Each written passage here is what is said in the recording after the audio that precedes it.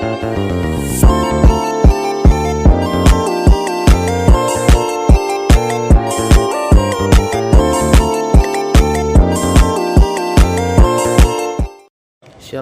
Yang pertama, puji syukur kita panjatkan kepada Tuhan yang dimana telah menyertai kita hingga pada saat ini. Yang perkenalkan, saya Windu Simanjuntak, saya dari Universitas Nusantara, Fakultas Ekonomi Bisnis, jurusan Manajemen. Di video kali ini saya ingin membuat video presentasi tugas besar agama yang dimana saya ngambil materinya dengan judul Tujuan dan Pola Pendidikan Agama Kristen. Sebelum lanjut ke pembahasan ini, saya berterima kasih kepada Bapak Natalius Peter Sipasulta selaku dosen pengampu pendidikan agama Kristen yang telah memberikan saya kesempatan untuk mempresentasikan mengenai tujuan dan pola pendidikan agama Kristen. Pendidikan agama Kristen ini memiliki peran yang sangat penting tidak hanya dengan menanamkan nilai-nilai spiritual, tetapi juga dalam membentuk karakter yang mencerminkan Kristus dalam kehidupan sehari-hari. Perlu kita ketahui, pendidikan agama Kristen adalah pendidikan sebuah persekutuan imam yang didasarkan pada pengajaran Alkitab sebagai pedoman utama. Keluarga sebagai unit terkecil dari masyarakat terdiri atas kepala keluarga, ibu, anak-anak, dan mungkin beberapa kerabat lain yang tinggal bersama saling bergantung satu sama lain.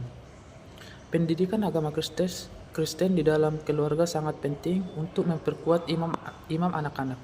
Jika orang tua tidak memperhatikan pertumbuhan imam anak-anak mereka dengan baik, hal ini dapat mempengaruhi imam anak ketika dewasa. Imam seorang anak yang kuat sangat bergantung pada imam orang tuanya, yang harus diajarkan sejak anak masih kecil hingga dewasa. Imam adalah kepercayaan atau keyakinan seseorang terhadap agama yang dianutnya.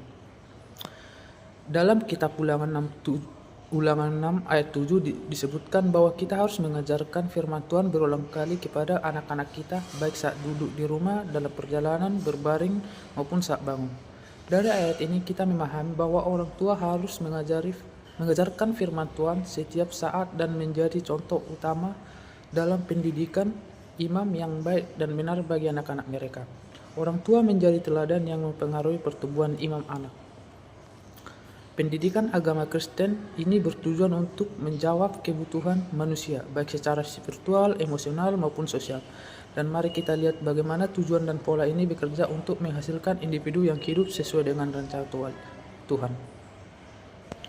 Tujuan pendidikan agama Kristen.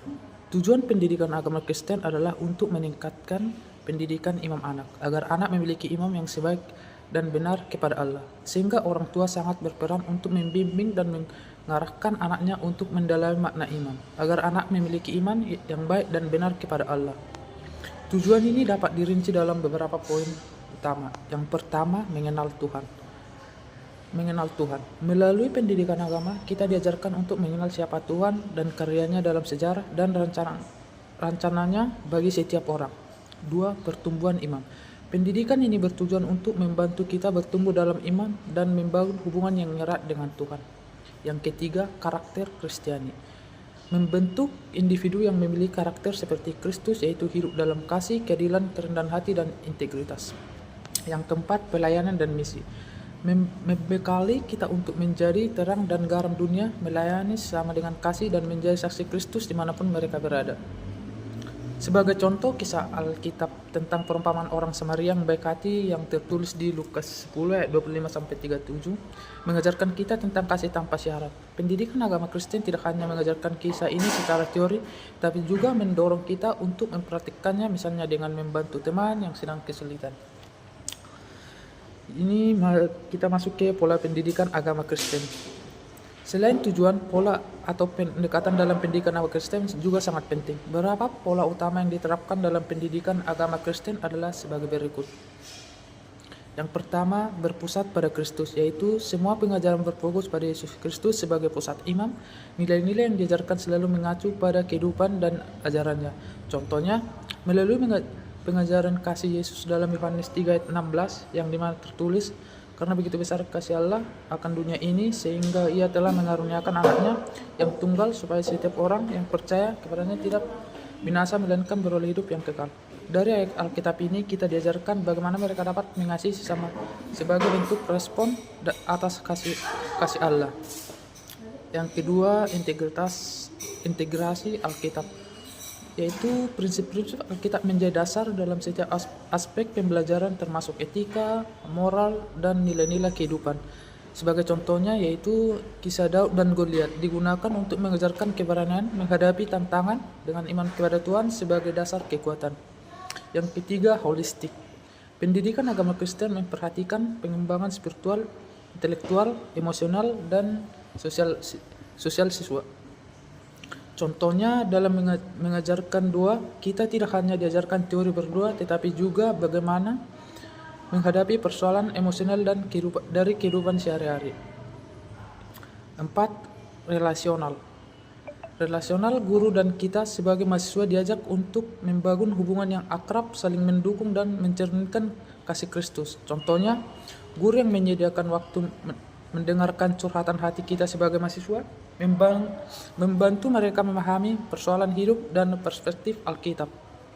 Yang kelima, praktis dan kontekstual, yaitu yang dimana pendidikan agama Kristen selalu relevan dengan situasi kehidupan kita sebagai mahasiswa, sehingga mereka mampu menerapkan nilai-nilai Alkitab dalam kehidupan nyata.